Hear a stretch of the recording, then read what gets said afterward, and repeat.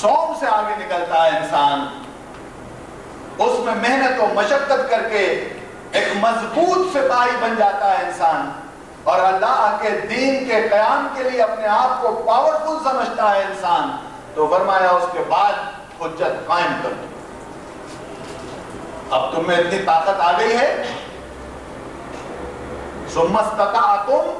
اتنی استطاعت تمہاری ہو گئی ہے کہ تم دین قائم کرنے کے لیے قابل ہو گئے ہو، تو اب حجت قائم کرو اور دین قائم کرو۔ آپ نے دیکھا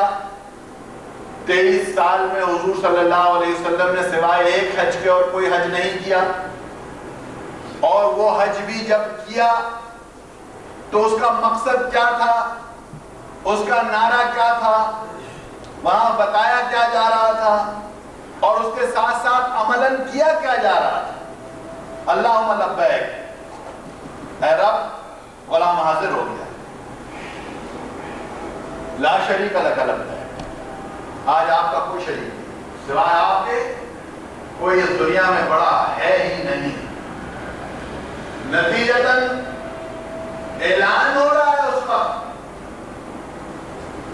آج کے بعد کوئی یہاں داخل نہیں ہونے پائے گا جو کہ مومن نہ ہو۔